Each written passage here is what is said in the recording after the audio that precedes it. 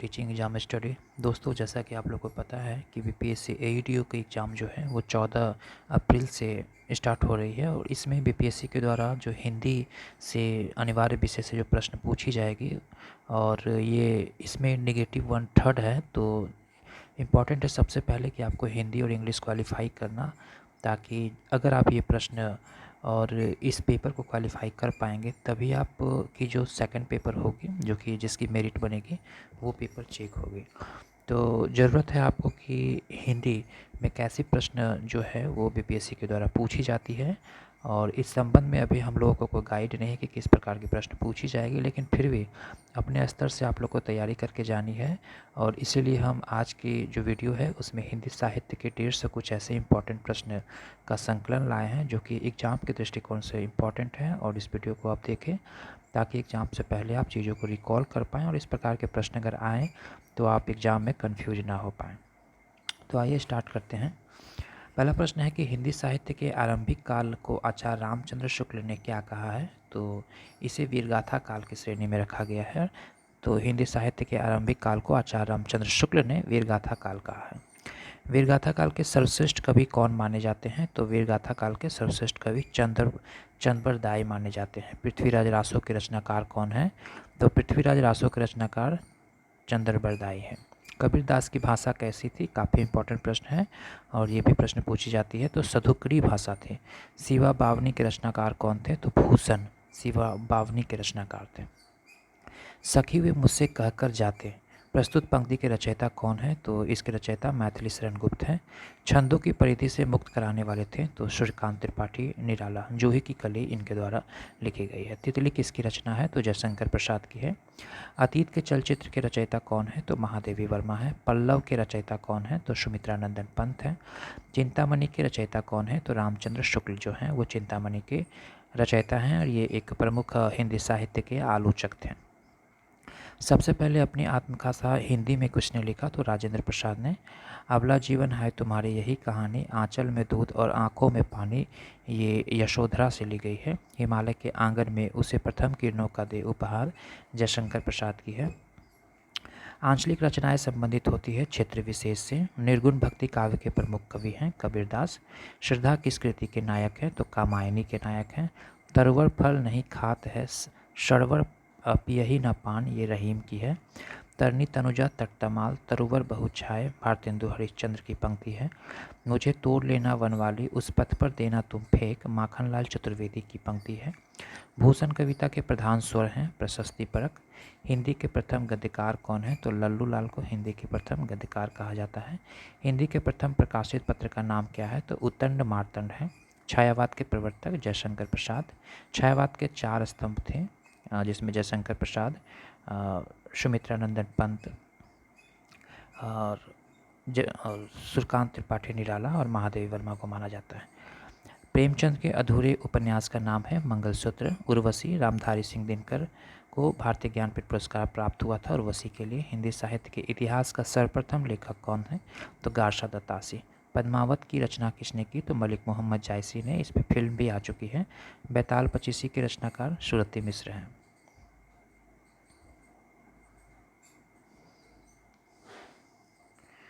Next slide में देखते हैं कि सुहाग के नुपुर किसकी रचना है? तो अमृतलाल नागर की। संस्कृति के 4 अध्याय के लेखक कौन हैं?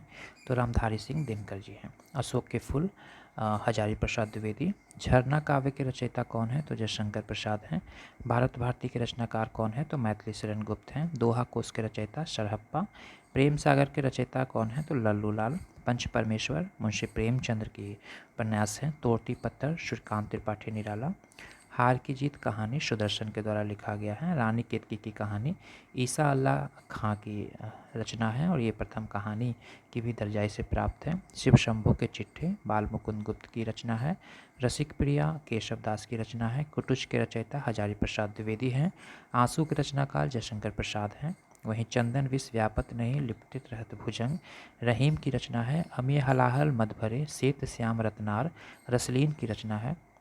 दिवस अवसान का समय मेघमय आसमान से उतर रही, ये सूर्यकांत त्रिपाठी निराला की काव्य हैं। सांच बराबर तप नहीं, झूठ बराबर पाप, ये कबीर की रचना है। अष्टछाप के सर्वश्रेष्ठ कवि माने जाते हैं सूरदास। रामचरितमानस की भाषा अवधी थी और इसमें 7 कांडों का उल्लेख किया गया है। भूषण किस रस के कवि थे? तो वीर रस के कवि थे। हिंदी की आदि कवि स्वयंभू को कहा जाता है। रामचरितमानस में कितने कांड हैं? 7 कांड हैं। हिंदी पत्रिका कादम्बनी के संपादक कौन हैं? तो राजेंद्र अवस्थी। दिनकर किस रस के कवि माने जाते हैं? तो वीर रस के। निराला कैसा कवि माना जाता है? तो क्रांतिकारी कवि। हिंदी गद्य का जन्मदाता भारतेंदु हरिश्चंद्र हैं। जैनेन्द्र उपन्यास के रचयिता, जैनेन्द्र जो हैं वो परख उपन्यास के रचयिता है। कवि कालिदास की अभिज्ञान शकुंतलम का हिंदी अनुवाद किया था राजा लक्ष्मण सिंह ने। आगे चलते हैं 60 नंबर प्रश्न की अष्टछाप के सर्वश्रेष्ठ भक्त कवि कौन माने जाते हैं? तो सूरदास जी। रामचरितमानस की भाषा कैसी थी? तो रामचरितमानस की भाषा अवधी भाषा थी। हिंदी का आदि कवि स्वयंभू को कहा जाता है। किस काल को स्वर्ण काल कहा जाता है? तो भक्ति काल को। सूरदास के गुरु का नाम क्या था? सूरदास के गुरु का नाम वल्लभाचार्य। कामायनी किस प्रकार का ग्रंथ है? तो महाकाव्य है। गागर में सागर भरने का कार्य किस कवि ने किया था? तो बिहारी। वापसी किस विधा की रचना है? तो कहानी विधा की रचना है। वहीं तोड़ती पत्थर कैसी कविता है? तो यथार्थवादी कविता है। विद्यापति की पदावली की भाषा कैसी थी? तो मैथिली थी। उग्र किसे कहा जाता है? तो पंडित बेचन शर्मा को उग्र कहा जाता है। बिहारी किस राजा के दरबारी कवि थे? तो राजा जयसिंह के। शेष कादम्बरी के रचयिता कौन हैं? अलका सरावगी। राग दरबारी के रचयिता श्रीलाल शुक्ल। पूस की रात कहानी के रचनाकार मुंशी प्रेमचंद्र। ध्रुव स्वामी जो नाटक है उसके रचनाकार जयशंकर प्रसाद हैं। आत्मनिर्भरता बालकृष्ण भट्ट की रचना है। अनामदास का पोथा जो उपन्यास है उसके रचयिता हजारी प्रसाद द्विवेदी जी हैं। भिक्षुक के रचयिता कौन है? तो भिक्षुक के रचयिता जो हैं वो निराला हैं। भ्रमर गीत की रचना किसने किया? तो सूरदास जी ने भ्रमर गीत की रचना किया। वीरों का कैसा हो बसंत सुभद्रा कुमारी चौहान की रचना है। संदेश रासक अब्दुल रहमान की रचना है। लोग हैं लागे कवित बनावत घनानंद की रचना है। अमिधा उत्तम काव्य है मध्य लक्षणालीन। और अधम व्यंजना रस विरस उल्टी कहत प्रवीण ये देव की रचना है। ले चल मुझे बुलावा देकर मेरे नाविक धीरे धीरे ये जयशंकर प्रसाद की रचना है। केवल मनोरंजन ना कवि का कर्म होना चाहिए, उसमें उचित उपदेश का मर्म भी होना चाहिए मैथिली शरण गुप्त की रचना है। कविता का अंतिम लक्ष्य जगत के मार्मिक पक्षों को प्रत्यक्षीकरण कर उसके साथ मनुष्य हृदय का सामंजस्य स्थापित करना रामचंद्र शुक्ल की कथन है।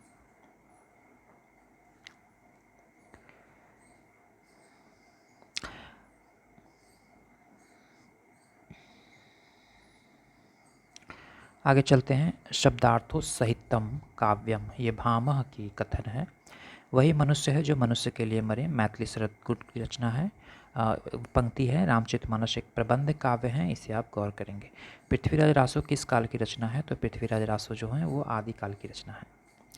आगे फिर है कि छायावादी कवि हैं सुमित्रानंदन पंत। आत्मजयी के रचयिता कौन है? तो कुंवर नारायण। चांद का मुँह टेढ़ा गजानन माधव मुक्तिबोध की रचना है। रामलला नाचो तुलसीदास की रचना है। आषाढ़ का एक दिन नाटक के रचयिता मोहन राकेश हैं। यामा के रचयिता कौन है? तो महादेवी वर्मा है। चीफ की दावत भीष्म साहनी। रंगभूमि उपन्यास मुंशी प्रेमचंद्र की है। त्यागपत्र उपन्यास जैनेन्द्र कुमार की है।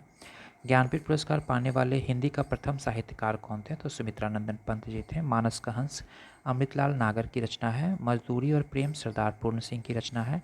कलम का सिपाही जीवनी है।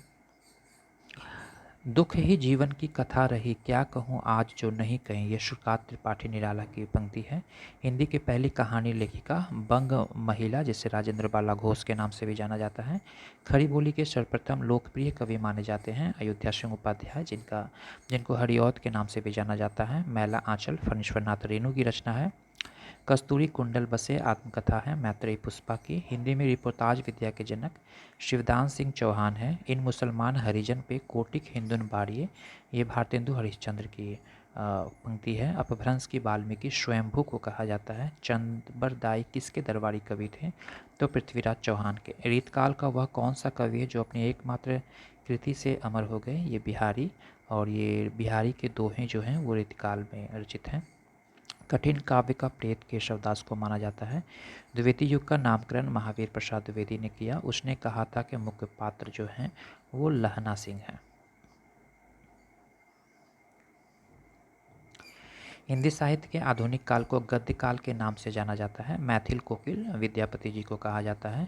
प्रकृति के सुकुमार कवि सुमित्रा नंदन पंत को कहा जाता है। एक भारतीय आत्मा कहा जाता है माखनलाल चतुर्वेदी को। कथा सम्राट किसे कहा जाता है, तो मुंशी प्रेमचंद को कथा सम्राट कहा जाता है।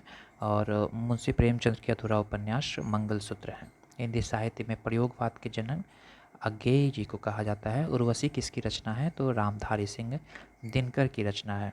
गौरी सोवे सेज पर मुख पर डारे केस, चल खुसरो घर आपने रैन भई चहुदेश, ये अमीर खुसरो की रचना है। और इन्होंने हजरत निजामुद्दीन औलिया के निधन पर यह कथन कहा था। कई दिनों तक चूल्हा रोया, चक्की रही उदास नागार्जुन।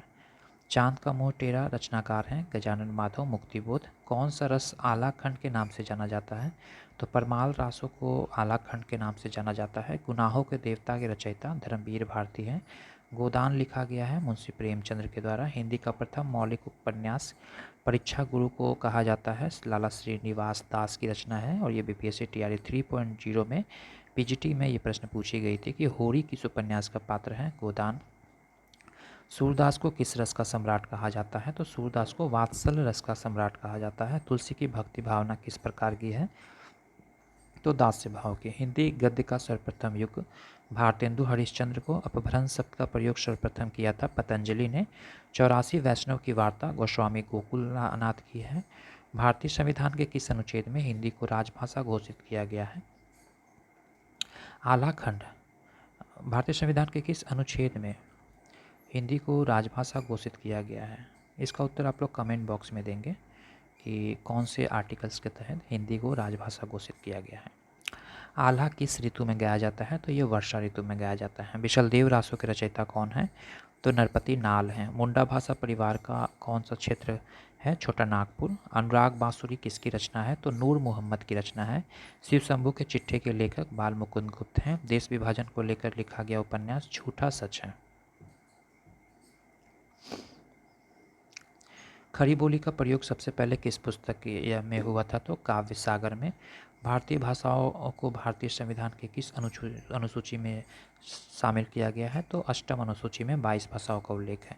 पुष्टि मार्ग का आधार ग्रंथ है श्रीमद् भागवत। हिंदी साहित्य के आदिकाल का अभिनव जयदेव विद्यापति जी को कहा जाता है।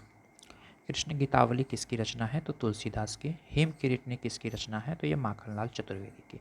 तो ये 150 इंपॉर्टेंट प्रश्न हैं। अगले सीरीज में हम 150 प्रश्नों का और संकलन लाएंगे। आप तब तक वीडियो को देखें और इसे एग्ज़ाम से पहले 2-3 बार रिकॉल कर लें, क्योंकि हमें पता नहीं कि किस प्रकार के सिलेबस से प्रश्न पूछी जाएगी, क्योंकि एडीओ की एग्ज़ाम बीपीएससी के द्वारा पहली बार ली जा रही है। तो आपको प्रत्येक तरह की जो प्रश्नों का संकलन को रिकॉल करके जाना है, ताकि एग्ज़ाम में आप कन्फ्यूज ना हो पाए। वीडियो देखने के लिए धन्यवाद। Thank you very much.